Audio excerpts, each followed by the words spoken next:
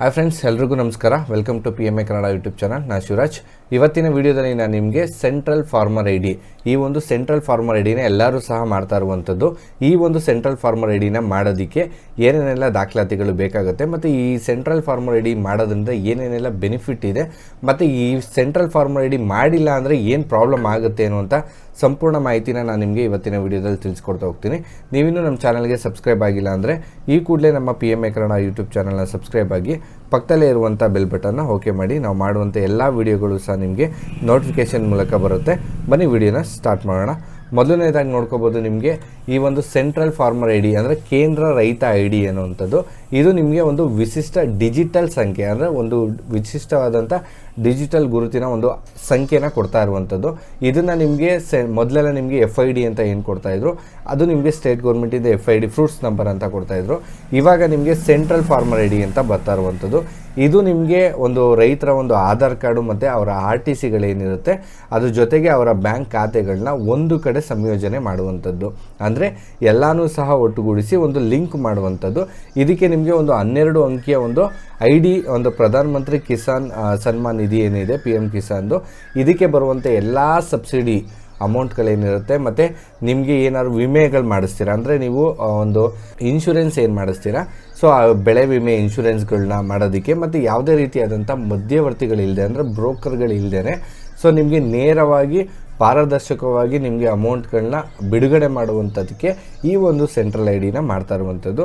ಇದಕ್ಕೆ ಮೊದಲು ನಿಮಗೆ ಪ್ರಮುಖವಾದ ನಿಮಗೆ ಪ್ರಯೋಜನಗಳೇನು ಅಂತ ನೋಡ್ಕೊಬಿಡ್ಬೋದು. ನಿಮಗೆ ನೋಡಿ, ನೇರವಾಗಿ ನಿಮಗೆ ಒಂದು ಹಣ ವರ್ಗಾವಣೆನ ಮಾಡೋಕ್ಕೆ DBT ಅಂದರೆ ನಿಮಗೆ ಕೃಷಿ ಸಬ್ಸಿಡಿ, ಈಗ ನಿಮಗೆ ಕೃಷಿ ರಿಲೇಟೆಡ್ ಆಗಿ ಸಬ್ಸಿಡಿಗಳೇನೇನು ಬರುತ್ತೆ, ಜೊತೆಗೆ ನಿಮಗೆ ಆ PM ಕಿಸಾನ್ದು 6,000 ರೂಪಾಯಿ ಏನು ಬರುತ್ತೆ ನೇರವಾಗಿ ನಿಮ್ಮ ಬ್ಯಾಂಕ್ ಅಕೌಂಟ್ಗೆ ಏನು ಬರುತ್ತೆ, ಇದಕ್ಕೆ KYC ಮಾಡಿಸೋದು ಕಡ್ಡಾಯ ಆಗಿರುತ್ತೆ. ಯಾಕೆ ಅಂತಂದರೆ ಪ್ರತಿ ವರ್ಷವೂ ಸಹ ವ್ಯಕ್ತಿ ಬದುಕಿದಾರ ಇಲ್ವೋ ಅನ್ನೋ ಒಂದು ಕನ್ಫರ್ಮೇಷನ್ಗೂ ಸಹ ಒಂದು ಕಿಸಾನ್ ಐ ಡಿ ಮಾಡ್ತಾ ಇರುವಂಥದ್ದು. ಜೊತೆಗೆ ಅವರು ಒಂದು ನಿಧನ ಆಗಿದ್ರೂ ಸಹ ಈ ಒಂದು ಸಬ್ಸಿಡಿ ಅಮೌಂಟು ಮತ್ತು PM ಕಿಸಾನ್ದು ಅಮೌಂಟ್ ಏನಿದೆ ಇದು ಕಂಪ್ಲೀಟಾಗಿ ಅವ್ರಿಗೆ ಹೋಗ್ತಾ ಇರುವಂಥದ್ದು. ಸೊ ಇದನ್ನು ಸ್ಟಾಪ್ ಮಾಡೋಕ್ಕೋಸ್ಕರ ಈ ಒಂದು ಕಿಸಾನ್ ಸೆಂಟ್ರಲ್ ಐ ಡಿನ ಮಾಡ್ತಾ ಇರುವಂಥದ್ದು. ಜೊತೆಗೆ ನಿಮಗೆ ನೋಡ್ದಂಗೆ ನಕಲಿ ತಡೆ, ಕೇವಲ ನೈಜ ಭೂಮಿ ಮಾಲೀಕರು ಯಾರ್ಯಾರಿದ್ದಾರೆ, RTC ಯಾರ್ಯಾರೆಲ್ಲ ಹೊಂದಿರ್ತಾರೆ ಅಂಥವ್ರಿಗೆ ಮಾತ್ರನೇ ಈ ಸೌಲಭ್ಯ ಸಿಗ್ತಾ ಇರುವಂಥದ್ದು. ಇದರಿಂದ ನಿಮಗೆ ನಕಲಿಯಾಗಿ ಯಾರ್ಯಾರೆಲ್ಲ ಈ ಅಪ್ಲಿಕೇಶನ್ ಹಾಕಿ ನಮ್ಮ ಹತ್ರ ಇದೇ ಜಮೀನು ಅಂದರೆ ಹಳೆಯದನ್ನೆಲ್ಲ ತೋರಿಸ್ಕೊಂಡು ಮಾಡಿಸ್ಕೊಂಡಿರುವಂಥವ್ರು ಇರ್ತಾರೆ, ಅದನ್ನು ಕಡಿವಾಣ ಹಾಕೋದಕ್ಕೋಸ್ಕರ ಈ ಒಂದು ರೈತರ I D central farmer I ಡಿನ ಮಾಡ್ತಾ ಇರುವಂಥದ್ದು. ಜೊತೆಗೆ ನಿಮಗೆ ಸುಲಭವಾಗಿ ನೋಂದಣಿ ಆಗುವಂಥದ್ದು. ಸೊ ಸರ್ಕಾರದಿಂದ ಯಾವುದೇ ರೀತಿಯಾದಂಥ ಕೃಷಿ ಯೋಜನೆಗಳಿಗೆ ಅರ್ಜಿ ಸಲ್ಲಿಸೋದಕ್ಕೆ ಪ್ರತಿ ಬಾರಿ ದಾಖಲೆಗಳನ್ನ ನೀಡುವಂಥ ಅವಶ್ಯಕತೆ ಇರೋದಿಲ್ಲ. ಒಂದು ಸರಿ ನೀವು ದಾಖಲೆಗಳನ್ನ ಕೊಟ್ಟಂಥ ಸಂದರ್ಭದಲ್ಲಿ ಅದೇ ನಿಮಗೆ ಮುಂದಿನ ದಿನಗಳಲ್ಲಿ ನಿಮ್ಮ ಒಂದು ಆಧಾರ್ ಕಾರ್ಡ್ನ ಡೈರೆಕ್ಟಾಗಿ ಹೊಡೆದಂಥ ಸಂದರ್ಭಗಳಲ್ಲಿ ನಿಮಗೆ ಯಾವುದೇ ರೀತಿಯಾದಂಥ ಮತ್ತೆ RTC ಆಗಿರ್ಬೋದು ಬೇರೆ ದಾಖಲಾತಿಗಳು ನಿಮಗೆ ಸಲ್ಲಿಸೋದಂಥ ಅವಶ್ಯಕತೆ ಇರೋದಿಲ್ಲ. ಜಸ್ಟ್ ನಿಮ್ಮ ಆಧಾರ್ ಕಾರ್ಡ್ನ ಹೊಡೆದ್ರೆ ಎಲ್ಲ ದಾಖಲಾತಿಗಳು ನಿಮಗೆ ಫ್ರೂಟ್ಸ್ ಸಾಫ್ಟ್ವೇರಲ್ಲಿ ಸಿಗ್ತಾ ಇರುವಂಥದ್ದು. ಅದು ನೆಕ್ಸ್ಟ್ ಬಂದು ನೋಡ್ಕೋಬೋದು, ನಿಮಗೆ ಫ್ರೂಟ್ಸು ಅಂದರೆ ಒಂದು ಸಾಫ್ಟ್ವೇರ್ ಏನಿದೆ ಇದರಲ್ಲಿ ನಿಮಗೆ ಪೋರ್ಟಲಲ್ಲಿ ಫಾರ್ಮರ್ಸ್ದು ರಿಜಿಸ್ಟ್ರೇಷನ್ ಮಾಡ್ಕೋಬೇಕಾಗತ್ತೆ.